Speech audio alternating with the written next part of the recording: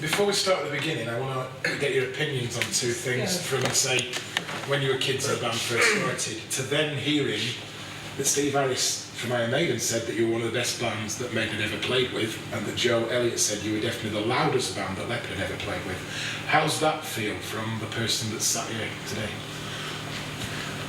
Well, let me start by saying that that's obviously a very nice compliment paid by people that we've always admired when we were kids growing up, like Steve and Joe. I don't know whether Joe said that because he didn't think we were very good and just thought we were very loud to cover up for not being very good. But no, it's brilliant, you know, you can't get much better than that, you know, when peers that are in bands like Iron Maiden and Def Leppard say nice things about you and like your band. It's fantastic. It's just it's the best, you know. Especially when you think that, you know, my reason for playing bass was all because of Steve Harris in the first place. You know, I saw him playing an Iron Maiden on top of the pops. I thought, I want to do that. It's brilliant. So, and then to have the compliment that he's just perfect. Yeah, make sure you slam the door when you come in, right? Oh, camera. Oh, well. Yeah, both of those bands, even before I started playing guitar, I had their albums and, you know, spent countless hours listening to the music. So you never think, when you sit there looking at the photos of the guys on the back of the record sleeves, that you know you'll ever meet them, let alone get a compliment like that or even a comment. So yeah, it's surreal, actually. And I mean, they've both championed the band as well. They've done a hell of a lot for the band. You know, talked about us, you know, and spread the word. So you know, it's great. Of all the people we've ever met in the music industry, I'd say those two people are definitely the most genuine people. They're just brilliant. Absolutely. It's the whole reason, you know, we love them so much. Excellent. Let me take you back to the 2nd of March 1988 in a club called Rooftops in Glasgow. 14 punters by all accounts, although doubtless there's 1,000 say they were there because that's what happens when bands make it. And I'd also like to know about, because I've been asked to ask you this, what's talcum powder mean to you about that evening as well? Well, playing Rooftops, we obviously can't really play very well. We didn't really have a lot of material whatsoever, and we were rather drunk. So to make a bit of an impression, we covered ourselves in talcum powder. So we just looked all dusty and just played everything very loud and very fast, very distorted. And I think we had a stroke going for most of the set. Stroke was most of the night as well.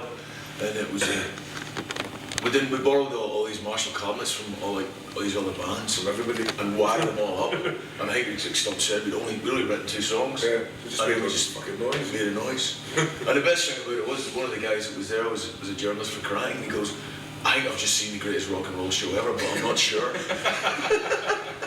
But he gave it 5 anyway. And we went, we're not either. Was it Paul Elliott? Richard Heggie. Was it Richard Heggie? Who was it said, I've either just witnessed in the future of rock and roll or a pile of shit? It was him. Right. That's what he said, that's right, yeah. So of those 14 punters, how many thousand have told you they were there since? There's been a few, yeah. I think we knew most of the 14, so we can vouch for the... Yeah, we're all the guest list. Fantastic. This is something hugely flattering for you, I'm sure. Signed to Polydor after only 12 gigs. Yeah. It was many as that. How? 6. No, it was about 12, about almost a year to when we did our first gig. Yeah. Because we didn't gig for a while because we went away and wrote. We had to write some songs that the 2 we already had. Obviously, I think it was in part due to Richard Heggie because he obviously decided that it was a future of rock and roll and gave us a 5-star review. Yeah. And then the next day, the record company started calling the management office, going, you know, who are this band? It started a buzz off amongst all the labels, and the next time we played the Marquee was like 12 major record companies all turned up at it, and they were all panicking as to whether they were going to sign us or not, or let us go and someone else sign us. So they all kind of played off against each other, and probably all lost. Just thought it was fun. Okay, bit of a discussion one really, because I was saying to Ricky the day, I wouldn't know how to classify it. Let's assume you're a 17-year-old kid and you're working in HMV. Where do you file the almighty punk section and metal section? Yeah, it's true. Both. I can tell you it does go in the metal section, but I don't think different albums are different genres. And it depends. If you were filing it in 1989 or 1990 or filing it now, it's a totally different thing. But I don't think kids know anymore how to file it. They've got, so I did HMV now, they've got a little goth section, a little like emo section where they sell really bad like stubby bands and like eyeliner and all that kind of crap. Should over there. Aye. I'll screw them all. Stripy jumpers. Yeah, I don't think it's like you said, what you know, I don't know. If there's a punk metal section, I suppose you could put it in there. Yeah. But there's not, so. I think it's just a rock band at the end of the day. I know it sounds like terribly generalizationist. It's a but terrible generalisation. Yeah. Back in the 70s, you could be an old band. That's all it is, man. All this fucking subgenres. Where would you put I it? love that word. Where would you put I make it work. Generalisationist. That's supposed to be a mecca. It's punk. Is it? I think It's Little Lost sometimes, is that metal? No? It's a power ballad, man. It's a power ballad, man. it's a power band. Early on, you played gigs with Ramones, Motorhead, Wolfsbane, etc. Don't remember them. What's that all about? When when you're kids and you're rehearsing in some pub cellar or some grotty rehearsal room, how do you do the kind of distinction that one day you might even end up in the same room as those people, let alone out there for them? You couldn't even imagine it. I just went out to tour with the Ramones. You just stand in the hotel going, We didn't speak to him for a week because we were so awestruck. seriously? The Ramones guitar tech got us to the service station and said, Johnny thinks you're weird because you don't talk to him. And we've gone, he thinks we're weird. We're just in awe. We Totally in awe. Me, Stump and Floyd used to sit in the local pub in Straven, in the Weavers. We used to go every night and we used to talk about this, you know, and wouldn't it be great if we could even get a gig in Glasgow, or wouldn't it be great if it'd be amazing if you got to go and see the Ramones? And here you are suddenly, you know, seeing these guys every day and sharing a stage with them. And to jump from that straight onto Motorhead, which is obviously another one, big influence on the band. It was I think if it had ended then, we wouldn't have really complained too much because we'd achieved what we'd set out to achieve when we were kids, you know. We'd got out straight and we'd played with these bands and we got a record released. After that, it was just icing, really, you know. Let's talk about Blood, Fire and Love, the first album. Roe and Kerrang both gave it flawless, straight reviews. The guy who reviewed it for Roe then went on to be editor of Kerrang, who's now editor of Q, Paul Rees. How does it feel that you can put out an album and two of the biggest selling metal mags at the time can both jump all over it and go, it is the future of British metal, etc.? It's great. What can you say, you know? Surreal. You know, we were just doing what we wanted to do, and we were just, you know, playing the music that we wanted to make, and trying our best. And with no preconceptions, and I think that when it came out there, we did stand out because we weren't a part of any scene. We weren't really going down to London and fitting into anyone's scene or anything like that. We were kind of going down to London, playing, getting drunk, and driving back up the road again to Glasgow. And I think that kind of made us stand out a little bit more than if you're a part of some kind of London scene or some Camden scene or whatever was going on, you know. Do you know, just when you say that they said it was flawless. At the time, I totally forgot about that. But just when you said that, I thought, God, is that true? At the time, we would have read that and went, oh great, they'll like our album, that's it, and forget about it. But now when you say it, you think, bloody hell. No, that's true. It's a bit weird, that.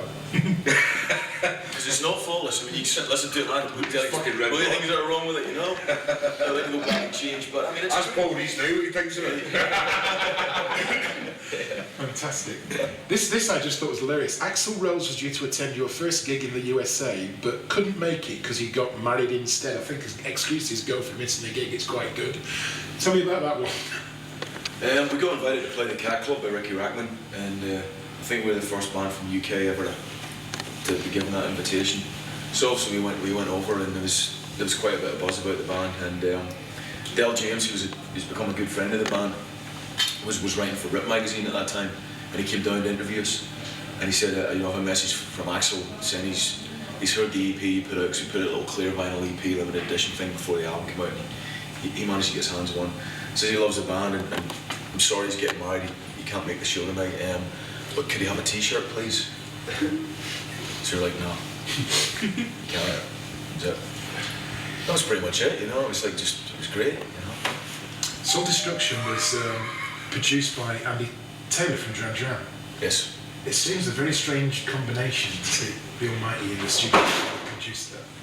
The producer who was a member of Duran Duran. Tell me, how did that come about, and It obviously worked because I think Soul Destruction's a great album, so it worked in that respect. But what's your take? Do you know, Andy had done the Thunder prior to that, but he'd also done a little solo covers album of his own, which had a good clean rock sound, which from Bloodfire we were probably looking for something a bit more with a fat rock sound and controlled, but probably a bit more produced because we'd never been produced before.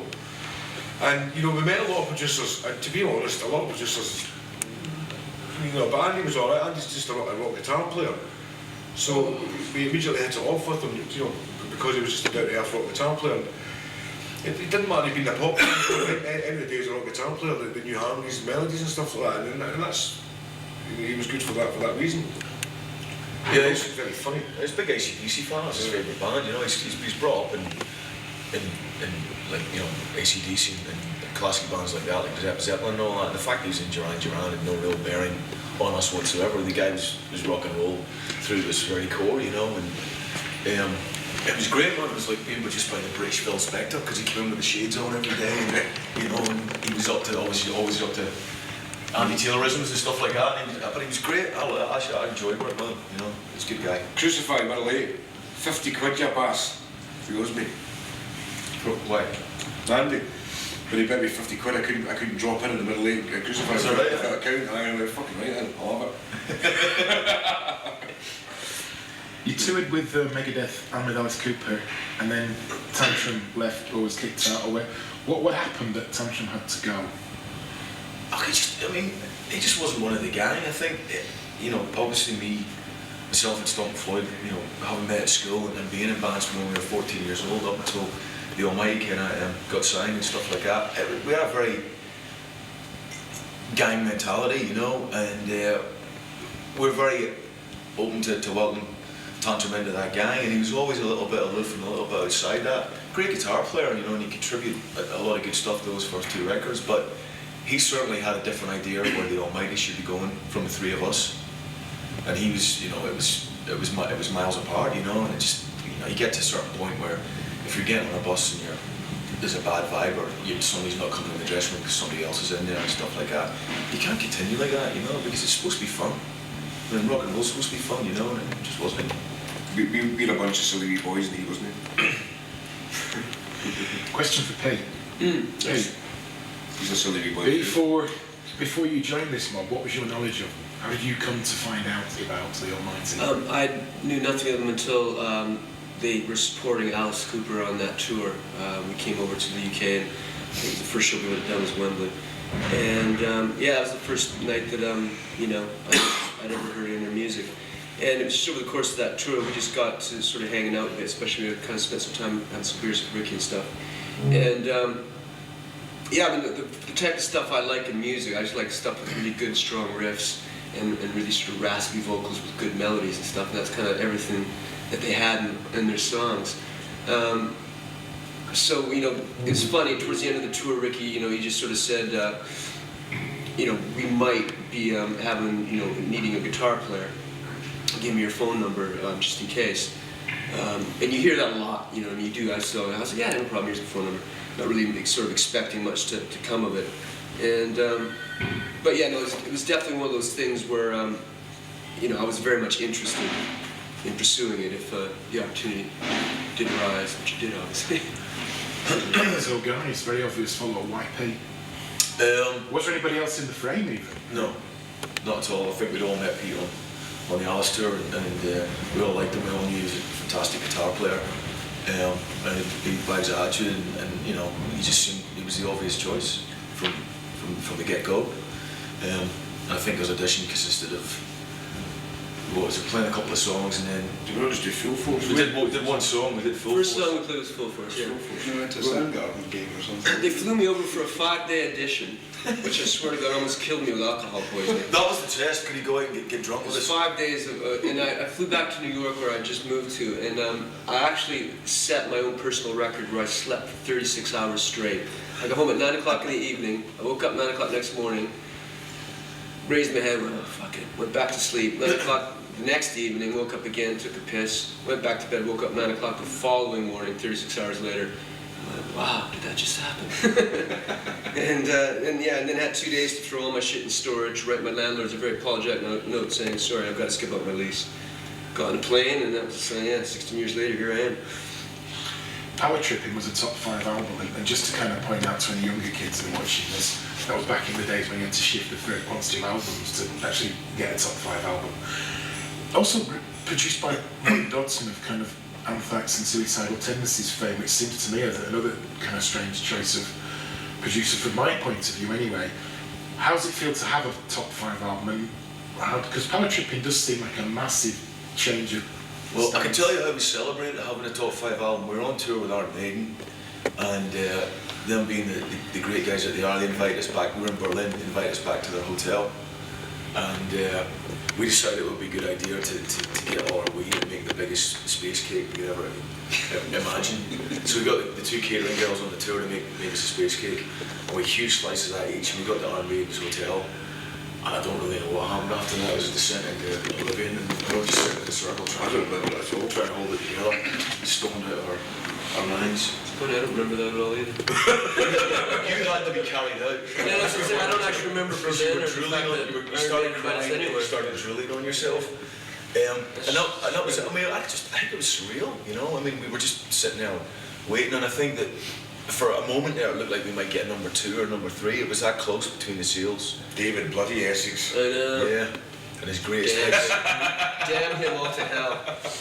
You know, and it was brilliant. It was, you know, it was just, again, that's the stuff that dreams are made of. You know, for a band, you know, it goes against the grain as much as the Almighty do to get into the UK. There was a classic from Yannick. Which is great, you know. Classic from Yannick that night, because you were needing a shit or something, and you said quietly to Yannick, where's the bug, where's the bug? And he just shouted across the room to the EMI, but you know when you're a bit stoned, you're a bit paranoid. Says, do you know where the bug is? Ricky needs a dump. Classic.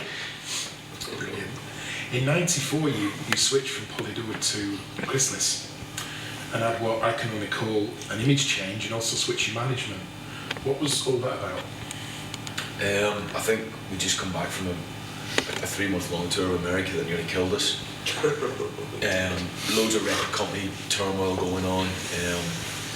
I think we were pushing ourselves to the limit, you know, physically and mentally, and there was just a lot of stuff going on. I think I had a lot of personal stuff going on at that time, which I was trying to deal with as well, and I think we were just kind of, we didn't know where to turn, you know, and I think it was just, we wanted to try and do well in America, and we wanted to take it to the next level.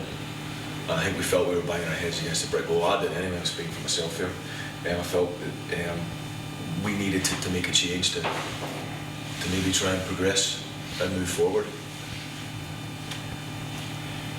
No, the change. And then just changed with your somebody to have long hair and leather trousers for your whole life. And you just get older and you just go, You do. Tell you what, I'm going to buy a different colour t-shirt today. Not me, obviously, because I always buy the same colour.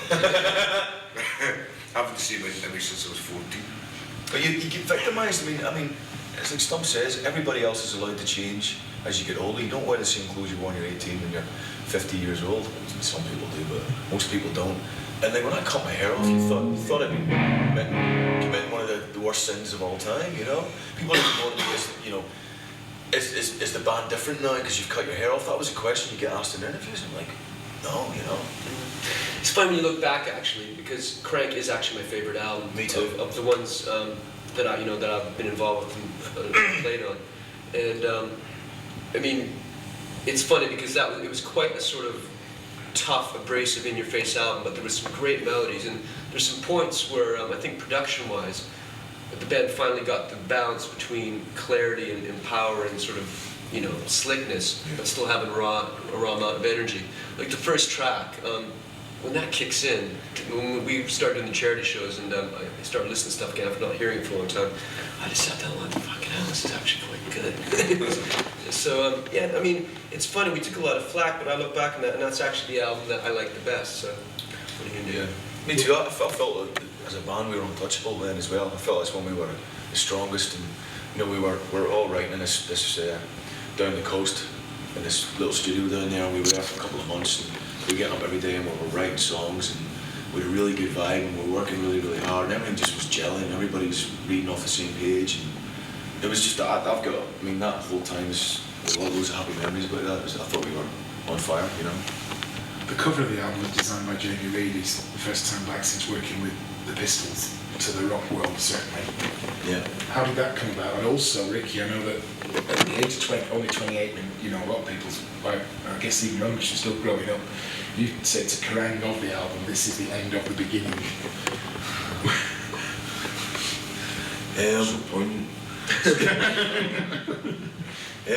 Well, we just, you know, it was one of those things where our management at the time, when we were Sanctuary, we were talking about who we'd like to get to design the album cover, and a couple of people came up. One was Gary Grimshaw, that done all the MC5 stuff, and the other one was Jamie Reid, and who we never really thought we could get. But it's one of those things, if you don't, you know, people can only say no. And we sent Jimmy the album, and he came back and he absolutely loved it. I said I'd love to do the cover, and that's basically how it came about, you know. And I think it's fantastic. I love the cover on that album. I think it's really brilliant, and you know, what a coolie, you know, the man that, you know, designed the Nevermind the Bollocks cover and all that great Sex Pistols stuff that designed all your album covers. It's fucking brilliant, you know. It doesn't get any better than that as far as I'm concerned. Oh, and the Kerrang thing. I don't know. That was a weird time back then. I said a lot of stuff back then. Was it the end of the beginning of what? I don't know. I don't even remember saying it. Oh, it's probably the end of the whole era of, like, you know, the Blood, Fire, and Love, Soul Destruction. Yeah, maybe. Red You know. Rock, leather pant guy. Yeah.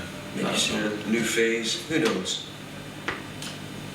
This is a weird one because it's kind of, I spoke with Stranglers about this because they went through this a very similar thing. When your next album came along, Just That Life, you dropped the word "the" and became Almighty. Is that some big decision, or was it just you decided to be? I don't recall that. Terrible decision. What was a terrible decision? Dropping the "the." Yeah, that wasn't a good decision. Awful. You know, I think really anybody else, decisions get made, and at the time you go, well, all right, we'll go with it. And we made the mistake of listening to people around us. I mean, I seem to remember the time it was more to do with bloody artwork, trying to get stuff to fit around the Almighty, and the day always seemed to be the cause of all the problems. So you could do all this silly stuff around the Almighty, and it kind of started like that. And then everybody starts saying, you've dropped the there. But I mean, I don't remember it being a let's drop the there decision. Either. Stumpy, I've got one for you here. You've famously said to One Rock magazine, yeah, the day we delivered Just That Life, EMI laid off 35 people, which doesn't exactly help. Yeah. What crisis were you caught in the middle of, basically? Well, as soon as any major record company, you spend months and months and months getting relationships going with people to get them on your side so that they like you and they appreciate what you do and they work harder for you. And every time you do it, they get signed. I went in at EMI at Chrysalis. It was only EMI at the time. And we got a great little team of people. Everybody was really cool and working really hard, and everyone liked the band, and they were all pushing in the right direction. And then bang, the next week you walk in, and EMI was just cleared out Chrysalis completely, fucking sold it. Just like, brilliant, that's it. And that was probably a lot to do with just giving up at that point, really, because we just thought, oh, we've done this 3 or 4 times now. We can't take it anymore. It was soul destroying. Yeah, soul destroying, soul destruction. There you go. There you go. Just like that, then. I was going to say, so you did of course, but I mean, some bands have continued past obstacles. Probably the Ramones and Motörhead are good examples. Other bands just see it as the end of it, so like the Clash and that kind of thing go, that's the cut-off point. What was the cut-off? What was the straw that brought the camels back for the Almighty? It was that. It was just, That, you know... yeah, there was that. Anyway. There was so much business stuff going on. There was so much. There was bad fights with the management. We were getting bad vibes in America, bad vibes in various record companies. It was just we got to the point. We'd been touring and writing solidly for 10 years. And we're all absolutely knackered. And you just take punch after punch after punch. And then when that happened to EMI, it was just like... But then you start arguing with each other because of that. Because it just, you know, breeds friction, you know. It's not necessarily we're still, you know, as committed as we ever were. But when things start going wrong and you get frustrated, you'll start taking that out on each other, you know, and I think there's a bit of that creeping into it as well. And yeah, like Stump said, we were just soul destroyed, you know. I think we were burnt out, and no. In hindsight, the best thing to do would have just taken a break for a year. Go right, let's have a wee break. Well, we were miserable. I was miserable. It was just, you think, well, that's it. You know, I don't ever know if I want to play my guitar again at that point. Because you're that burned, you know? The thing is, when you reach a point like that at the age you were, that's the right time to try and do different things because you're still young enough to, you know, have a go, really. So at the end of the day, it was, you know, it kind of worked out the way it kind of should have worked out. You know, we went off and started up a new band, did some solo stuff. Everyone else tried to do their own thing, and it just gave me a chance to just see if it was going to work or not. So, because you know, none of us were 30 yet, were we? I think I just turned 30. I had like literally just turned 30. So, I mean, at the end of the day, you know, that's just the way things go. You know, life is kind of about different stages and phases. So it was the right time, I think. And I know as far as the Almighty coming back together, initially it came back together with yourself and Stumpy, with other guys coming and stuff. When was the idea of actually someone ringing? I mean, did you all stay in great contact, or was there suddenly one morning when one of you woke up and thought, time to put the Almighty app back on again, or what actually took place? Well, I think what I remember happening was, anyway, we kept in touch, as you do, but not like every week. I mean, you'd be on a phone call a couple of months, and you know, Stump was out tour-managing and stuff, and he was in Dublin one night, and he called me up, and we went out for a few beers, and we were just talking about that we missed playing the songs, and it might be a good laugh to go in and do a few gigs. And we did the London Astoria. I think that was in 2000, Floyd, and we didn't know, again, we weren't sure how far we were going to go, what happened, and then Sanctuary offered us a deal. Floyd didn't want to go in the road at that point, and myself and Stump soldiered on and got Gav Gray, Nick Parsons in, and did The Almighty, the album, did a few shows around that, and then we went on and did the Psycho Narco album and all that. But you know, no disrespect to those guys, and they're fantastic players and they're fantastic people. It didn't feel quite right. You know, it was good fun, it was all right, but it wasn't really the Almighty we knew and loved. It was the nice stuff. Yeah, it was like a different version. Yeah. It was great. It was great playing, but it wasn't quite the same as playing these two. No, it wasn't, you know. So what was the initial decision to put the classic lineup back together? Well, it was a weird one. You should really tell that, Floyd. Well, yeah. It's no secret, but I had cancer September 2004. I was diagnosed with leukemia, and I came through it, and my wife and I decided, well, what can we do to for the charity to stop other people suffering the same thing? So there was nothing else we could do except, well, you know, see if the boys wanted to put the band back together on a stage for a show, and then that turned into 2 shows. And they were 100% successful, completely sold out, and the vibe, the atmosphere at those shows was, you know, never to be repeated again. It was just one of the best atmospheres you could ever create in a room, and from then on, the juices got going, and you know, we decided to try another tour a year later, and you know, we're still doing it now. So. Well, but put the band back together, and a mission from God. So, 20 years. Yes. 20th anniversary tour. Yes. Amazing. I mean, last couple of nights I've watched, it's been fab. What's fab? What's it feel like? It's not very. It's not very. You're very rock and I roll. thought you guys were fab. I thought you were fab. They're very nice. What has it been? Had fun these last few days? It has been fun actually. We've had a good laugh the past couple of weeks. Brilliant. It's been very good. Yes, indeed. I think there's a willingness and a vibe between all of us to go out there and enjoy ourselves every night, and the 4 of us as musicians and as a band, I feel that, you know, the chemistry we have on stage is unbeatable, you know, and the fans that we have are unbeatable as well. I mean, they're the loyalest fans in the world. They stick with you through, you know, thick and thin. And like I said every night, they believe from the start, and they've put up with all the bullshit that the band's been through the years, and they're still here 20 years later, and they're still coming to the shows. You know, which is amazing. And we've been enjoying it. I mean, it's great to play. The songs are so good, you know. They're good fucking songs, and to go out there and be able to play those songs every night and see people's reaction to them, see them singing every word, you can't help but get off on it. You know, it's It's a great thing. I was going to sort of interject there and say, after this length of time and so many records, it must be like almost trying to compile a radio playlist, put a set list together. How do you decide what's going in and what's not going in? Well, we tried to chop and change it from the last few times we played. Because before we would have a new album, then you'd be playing along from that. But now, kind of doing a best of set list. And we tried to balance it out between each album, really.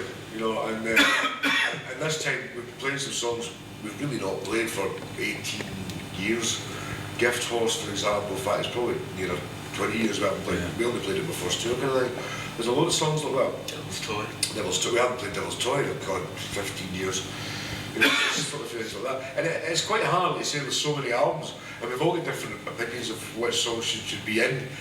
So sometimes a lot of discussion. Not so much this time. It just ended up at 23, was it? Something like 23 that, songs. It was nearly 2 hours long. Men of our age, that's a long time.